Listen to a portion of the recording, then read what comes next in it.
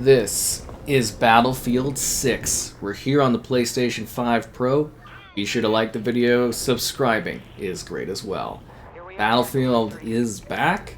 We've got a campaign. We've got multiplayer. We're going to be talking about different aspects of the experience and what they bring to the table. The campaign is terrible, but the multiplayer, pretty solid. I mean, that's usually what you would come and play Battlefield for, is the multiplayer. But we'll be talking about the campaign and what it has to offer. It's about 4.5, 5 hours. I think most people will be about 5 hours in length. So it's a pretty traditional length for a, campaign for a shooter game. It's not too bad for length. It's just the fact that a lot of it is really a running through the motions kind of thing as far as a gameplay experience. It's reminiscent of Battlefield 3 minus the bombastic big moments. There's no big jet sequence. It's very weird. It's like they had a storyboard up and they're like, okay, we want it to feel like Battlefield 3. Which, let's be real here, that campaign wasn't anything special, I'm sorry. I replayed it like a few months ago. It really got some cool, moments, but yeah, anyways. Same story framing, but around the storyboard, they're like, okay, we're going to take the best of submissions from Call of Duty and kind of do them a little awkwardly. And it's kind of mundane. It's really hard to get behind the whole Pax Armada thing. So basically, NATO is having problems, people are leaving. They don't really tell you who or where or whatever, anything like that. Basically, the whole game is it's the most patriotic Battlefield I've ever seen. It is very much an American Battlefield. The game is very focused on that vision. And it's you against this random military, mercenary, PMC group, Pax Armada, and they're the big, scary bad guys. So you shouldn't have opened the game. They don't. This is not this is like the second mission. They should have opened the game with this and skipped the first mission. Throwing it out there. Because this looks really cool, right? You're like, oh wow, this is amazing. But yeah, no, trust me, you get regular gameplay and stuff. The AI is super stupid, but yet strangely accurate.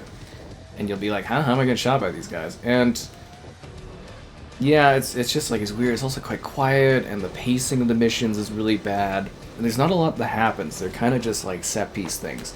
It's not really a campaign you would replay or revisit. It's kind of it's quite mundane. It's quite boring. There really isn't a whole lot to it. But this is really cool, this part here, right? You know what I'm saying? You're like, this is why I wanted to start the video with this, because I'm like, this looks awesome. And the rest of the campaign is not anything like this. So you play as a group of Americans, and you're dealing with this PAX group, and you kind of swap between different characters. You're playing as Gecko, which you're a bit of a sniper on the team, and you've got this core squad, and you sort of switch around these perspectives throughout the game, and every level is a different character. And it's very focused on specific areas, so you get to go sort of here, this specific mountain range, which might be a little bit of an interesting mountain as far as when you get into the middle of it, you might be like, oh, okay, it's got some history and stuff, which is cool. And then you're in Brooklyn, around Brooklyn, and then you go to Cairo for a bit. And it's just it's a bunch of random nonsensical missions. Oh, and to Tajikistan, I can't say that correctly at all. I'm not even gonna try. And you're essentially just going through all these missions, and it's just a bunch of random kind of nonsense. It's hard to really so the characters are a little underbaked. The story's a little nonsensical. It's got some big explosion moments. But it's really hard to believe this faction kind of grew out, and it's hard to get behind what's happening. And it's just sort of, it's a little buggy, and it's just not very good. If it was something that released on the 360 or the PS3 back in the day, you would have been like, oh, it was okay. And that is not really what we should be striving for. It's right up there with Modern Warfare 3-2's really, really weak campaign a number of years back, and yeah, it's not good. So we're going to take a break from the campaign aspect of this to just talk about the visual settings and stuff. So we're currently playing on the auto, I guess you would call it's a balance, but it's the auto fidelity mode. So this is 60 FPS targeting. So it's outputting 4K, but internally it's up to like 1440 and they're using a temporal scaling solution. It doesn't look bad. It plays really, well and smooth. The frame rate and everything's good. There's HDR support. It's not a bad way to go about it. That's how I kind of did the campaign and everything. I was playing on my first kind of day going through all of this. It's not a bad way to go about it, and that's why I wanted to show that off first, because of, a bit of campaign visual, a little bit of pop. And then we're going to go to gameplay. I'm trying to think of all the little things I want to show you. So there's controller support, mouse and keyboard support, campaign-specific settings, including difficulties. There's graphic options. So we're on performance mode, preset of auto-balanced. And we're going to switch to performance mode, but I wanted to show there's field of view, vehicle field of view, weapon field of view, various blur settings, film grain, and chromatic aberration as well that you can adjust. And then I think audio, yeah, your controller makes sounds because you're on the PlayStation, and the controller has neat sound things as well. Like your controller will be like, if you're in a vehicle, it'll be like beep, beep, beep, beep, and it's kind of cool.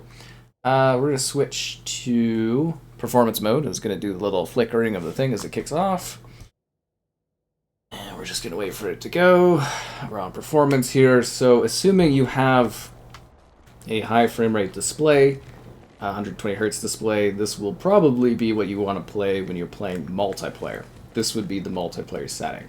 So I wanted to show off a little bit of the gameplay with the regular kind of mode, and then I wanted to play the rest of this video review with the high frame rate mode. So for this one, this is again a similar thing. We're outputting 4K, quote 4K, and this one is more like a 1080-ish range. And you gotta remember this is sort of like it scales within this sort of a range, and it's like that's kind of what you get. It's like 1080-ish, and it is targeting 120 FPS. It feels a lot better than it did during the beta. Like all the modes actually do feel a lot better during the beta. It still isn't necessarily like a full, I don't think it's quite a capped, I guess you would say, level of fluidity, but it's really quite fluid. And I think you'll be fairly happy with this level of performance, but it is like quite a bit of a drop for the visual fidelity of the game. That's what I was saying, like if you can, play the campaign with 60, get the, the spectacle of the visuals, and then when you're playing, multiplayer, go for the high frame rate, assuming you have a TV that really, properly supports that sort of a thing, right? That's the big question there, whether or not your actual display will support what you're hoping to achieve as far as quality goes.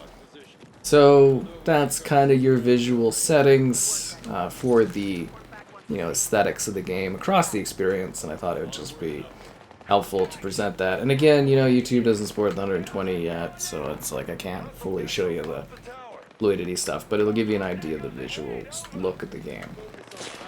Alright, so let's go back talking about the campaign.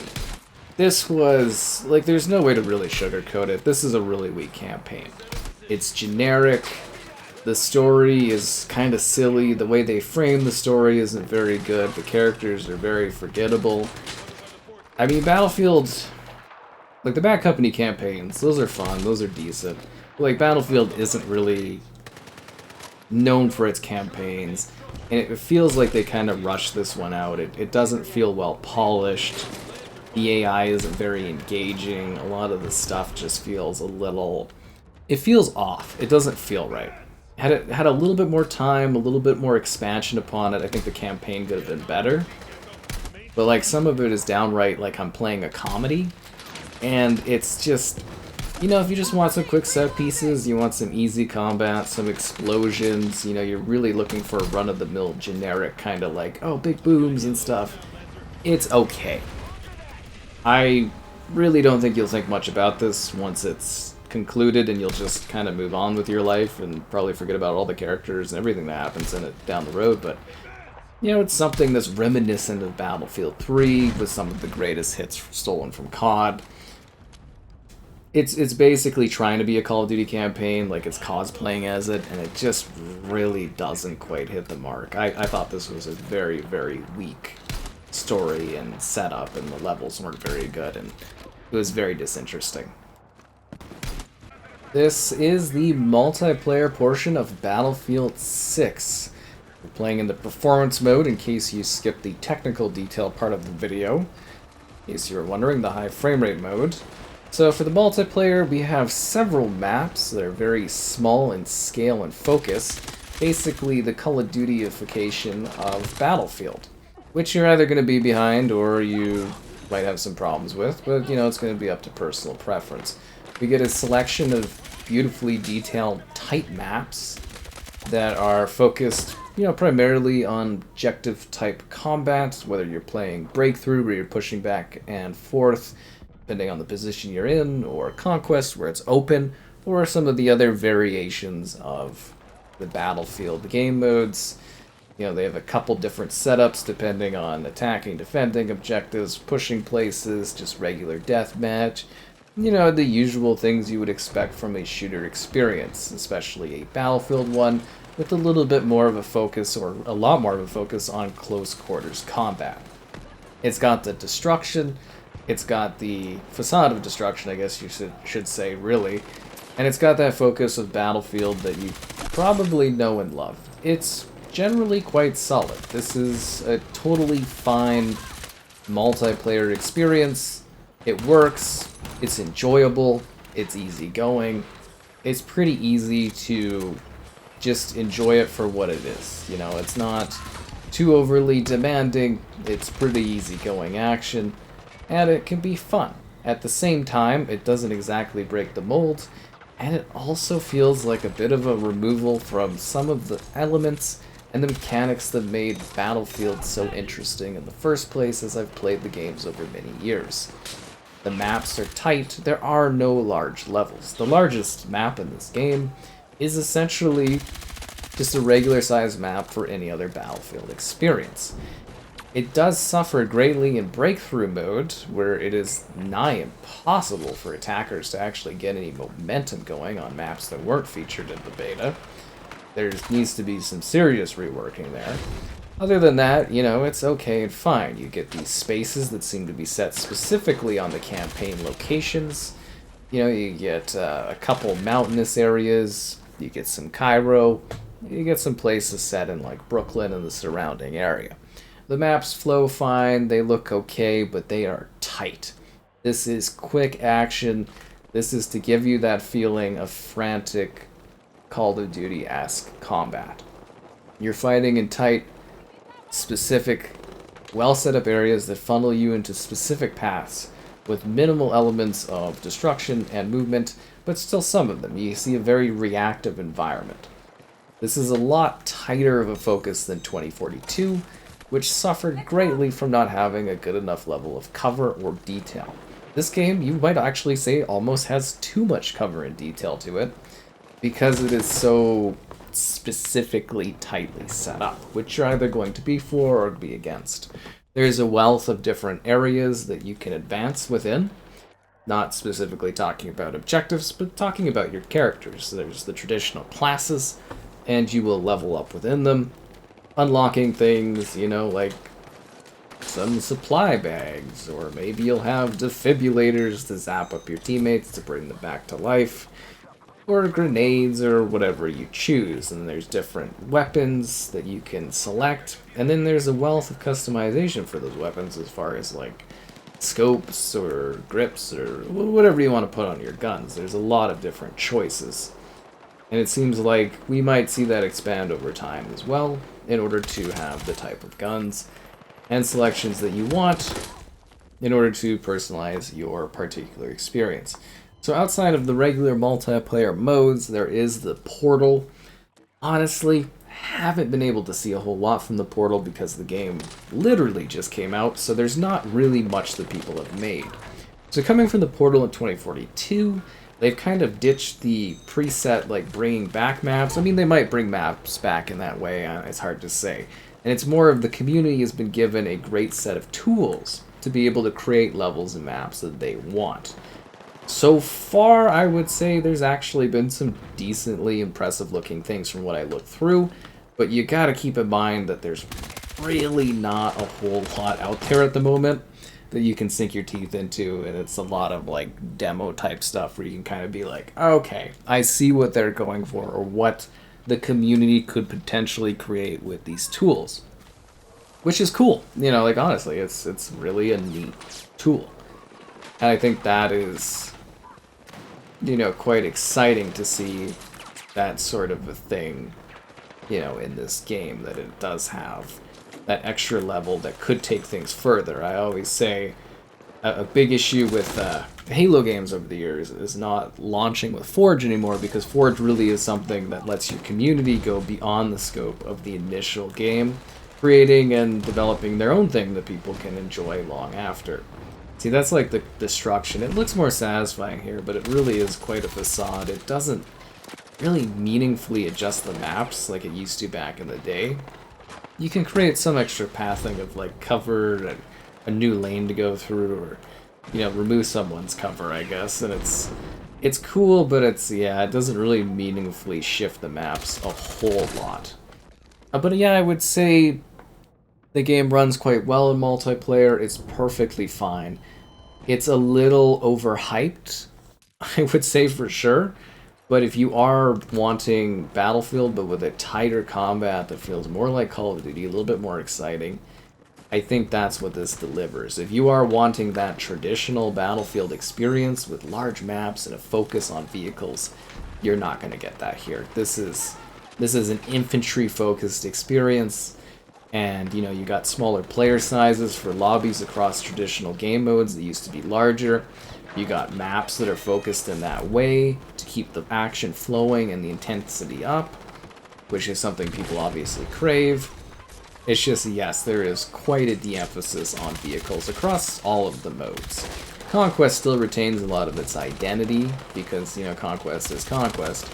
But I can't help but feel across the package that, yes, it's definitely quite toned down in regards to, like, how much you'd have for vehicles. And you can get vehicles and you can play with them in battle and stuff, and they're fine. But, yeah, and then as I was saying about Breakthrough, it feels like Breakthrough is quite broken on most of the maps. I played quite a few matches, and it's just the attackers cannot progress. I saw like a win or two, and it was all on beta maps. And if you played the beta, it's weird to do a review talking mostly about beta, but like I spent a lot of time doing the beta stuff. Like I put in some serious hours on there, so like that's where I'm building a lot of this from too. It's just like, yeah, you've played most of what this game is, and there's some other maps, but it's, yeah, you've mostly experienced everything this game has to offer from doing that. But like, it's still fun, it's still enjoyable, it's a fine Battlefield experience. It's just okay, it's solid. I don't know if Battlefield is back as in the same hype and the vein that other people will say for this particular experience, but I enjoy it. It's fun, it's easy.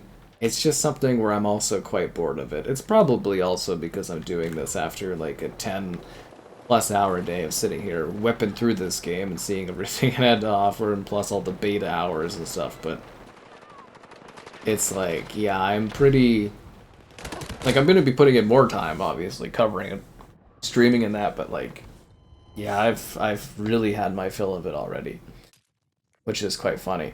But I know there's a lot of hype, and I think that this is running off of 100% hypium right now, which is kind of funny, but there's definitely, from a traditionalist Battlefield perspective, I sit here and I go, I'm a little worried about the direction of the franchise, because I feel like we're moving away from vehicles, and I feel like we're moving away from large spaces. Maybe the post-launch content will, you know, nail that sort of thing a bit more. But I sit here and I look, and I'm just like, I'm worried, you know, where's the naval stuff? Where's the air superiority? Where's the jets, where's the helicopter combat mixed in with people, and where's the vehicles mixed in with infantry?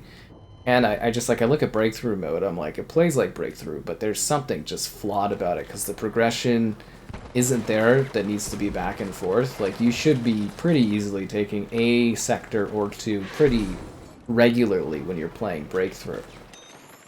And that's just really, really not present in this game. And it's kind of, you know, bothering me a bit because this is what I play is Breakthrough. I try the other game modes. I check them out. I jump into them and see what they have to offer. But this is very much my bread and butter when it comes to playing Battlefield, at least in the modern era. You know, I come from a background of doing like mostly Rush back in its day and stuff, and I kind of look at it, I'm like, this is like a really nice looking game. It plays well, the environments are nice, they're detailed, there's a lot going on in it, there's a lot of destruction. It's got the vibe and the look down. But there's definitely some faults in this experience, I would say. And it's weird too, because like, just to go back to the campaign, it's like they definitely focused on the multiplayer here. Because in the campaign, you know, the campaign was not great. It was pretty terrible. Honestly, again, it was not a good time. pretty boring and mundane. I don't think I'll probably ever touch it again. Unless we're doing some kind of weird nostalgia thing or something like that. I don't know, down the road. But I look at that and I'm like, wow, this is really odd. Because it's sort of sloppy. You know, there's like texture issues. There's like environmental things that look really dated. You know, for instance, I was in a vehicle and the back seat of the vehicle seat in front of me was like a PS2 era, like low, blurry, or maybe 360 PS3 era. It was really bad looking. There's a lot of moments like that, and the jarring transitions between cinematics and gameplay. It was really, really weird. And then you kind of be like, okay, well, you know, Battlefield is not about the campaign, but I think a good campaign makes something pretty memorable. And the campaign on this was just, it was disappointing. But you look at the multiplayer and you're like, okay, there's a lot of good stuff here. I like the core foundation of this. I like the play of it. It feels more like a traditional Battlefield way in a lot of good ways. But at the same time, we lose a lot of identity of this franchise by moving away from things that really make Battlefield Battlefield. Why I've enjoyed the series so many times over the years, obviously this is taking it to perhaps new heights and stuff. But I think others will agree with me too, that we like large-scale environments with lots of conflict of different layers and levels. It's not just an infantry game, you know, you can get that kind of a shooter from many other shooters in this industry. But like what makes Battlefield so interesting and special is you've got people, you know, I'm running around on foot here fighting, and then I choose, oh, maybe I'll jump in a Jeep, maybe I'll jump in an ATV, maybe I'll go in someone's helicopter, and then on top of that, there's people with jets, like, whipping by and blowing each other up and stuff.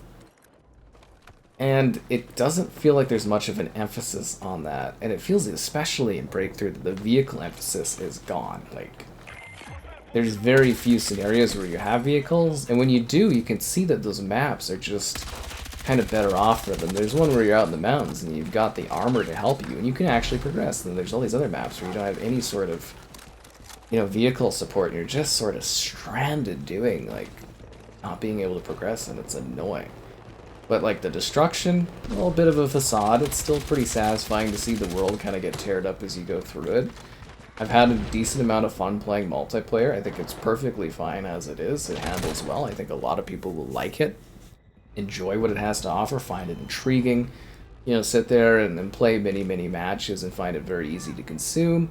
I do ponder long term whether or not people will kind of get a little perhaps bored of it or tire of it pretty quickly, but we'll have to see what the later support is, because the launch map selection feels a little limited and it feels quite tight for design. I'm just kind of wondering, like, where's the scale? Where's the grand conflict? Where's the craziness going on? It seems like a lot of that is just kind of missing. Yeah, I want this to turn out a lot better than 2042 did off at start. I think the foundation of this game is a lot stronger than it was with 2042.